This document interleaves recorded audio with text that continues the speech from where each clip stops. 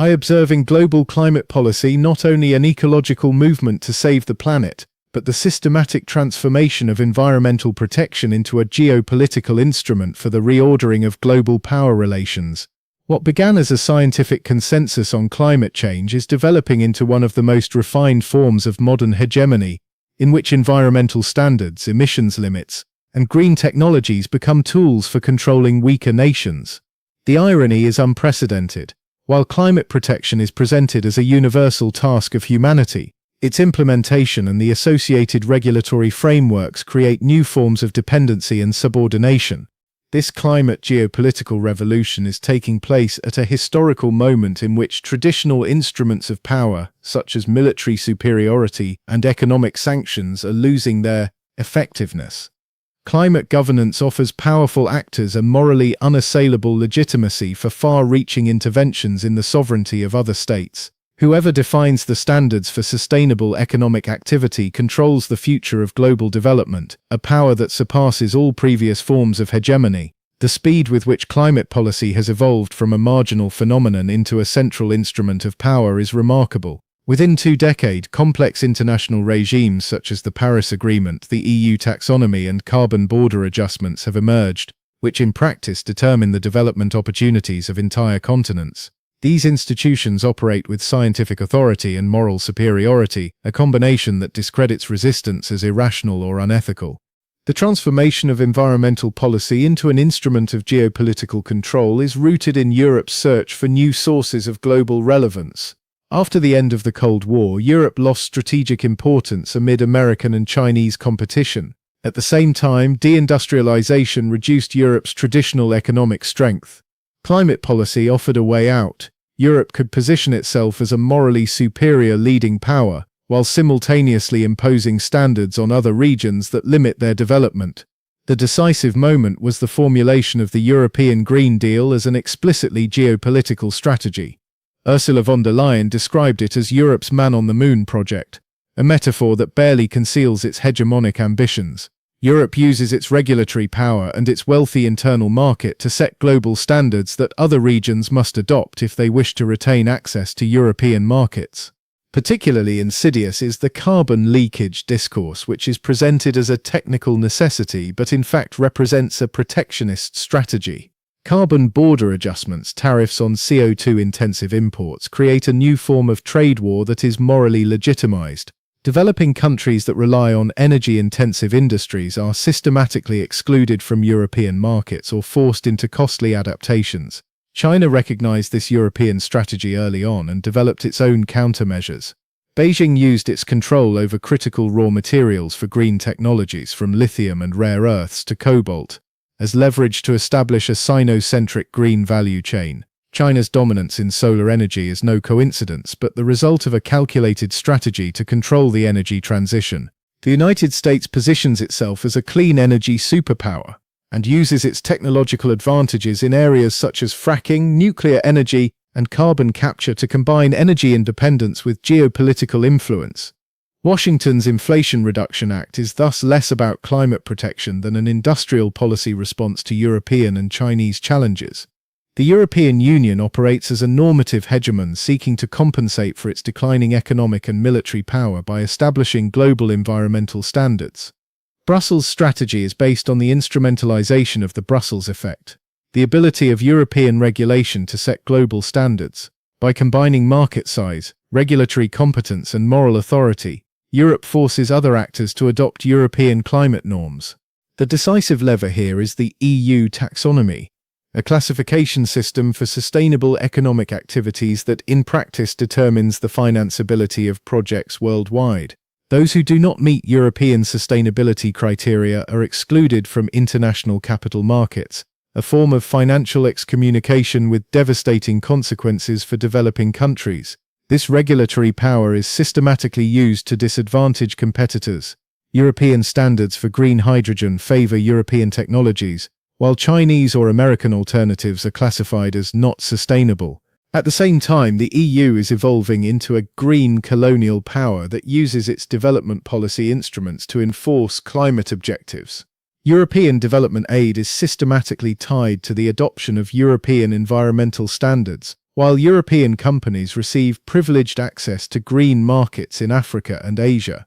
This is a modern form of the mission civilisatrice. This time in the name of climate protection, China pursues a fundamentally different strategy as a resource controller, dominating the physical foundations of the energy transition.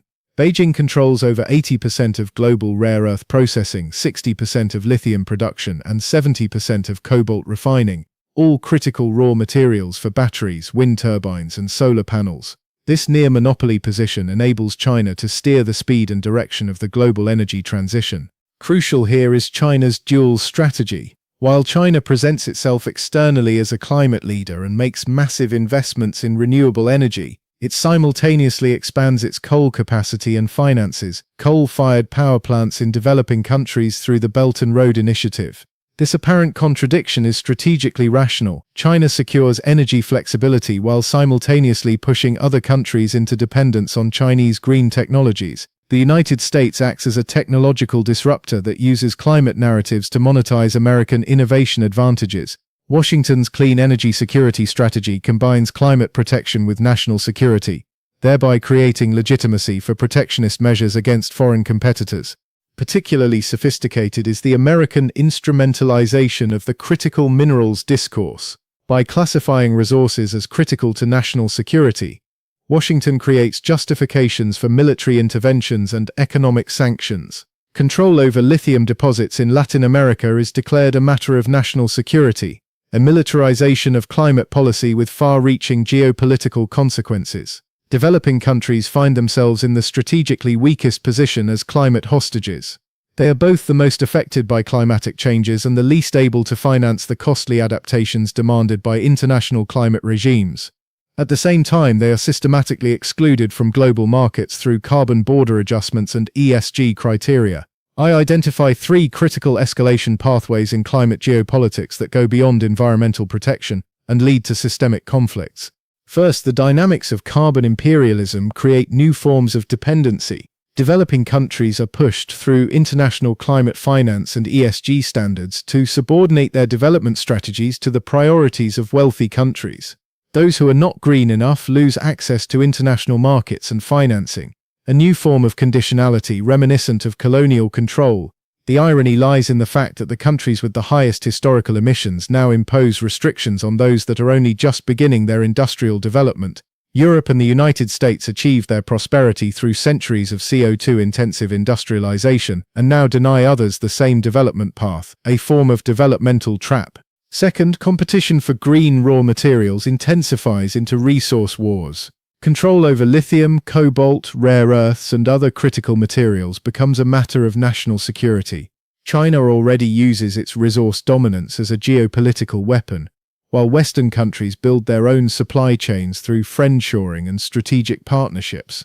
This development leads to the militarization of resource extraction. American and European security services become active in Africa and Latin America to secure critical minerals. The Democratic Republic of the Congo, rich in cobalt, becomes the stage for a new scramble for Africa, this time in the name of climate protection. Third, climate migration becomes a source of systemic instability.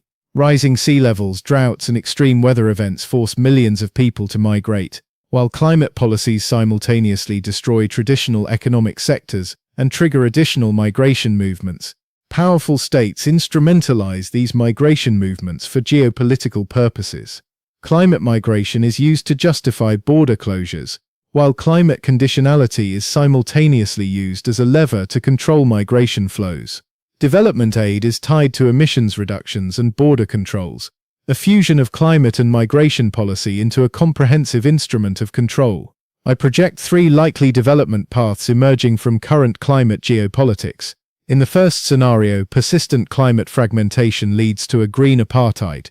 Wealthy countries create through carbon border adjustments, ESG standards, and climate finance conditionality, a green club of privileged nations, while the rest of the world is systematically excluded. Developing countries are pushed into perpetual dependency, as they lack both the means for green modernization and access to the markets that could finance it.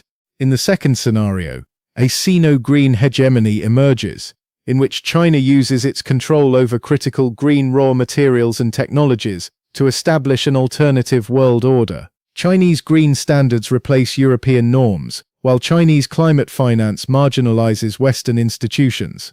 The Belt and Road Initiative becomes a Green Belt and Road Initiative, creating a Sino-centric green hemisphere. In the third scenario, climate tensions lead to a green Cold War, in which environmental standards become weapons of economic warfare. Trade conflicts escalate through carbon border adjustments, resource wars break out over critical minerals, and climate migration destabilizes entire regions. Environmental protection becomes a pretext for new forms of confrontation between the great powers.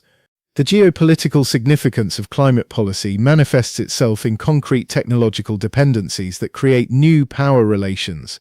Whoever controls renewable energy technologies controls the future of global energy supply. China's dominance in solar energy is not a market outcome, but the result of state industrial policy that allowed Chinese companies to drive out Western competitors through overcapacity and dumping prices. At the same time, control over green finance becomes the decisive source of power.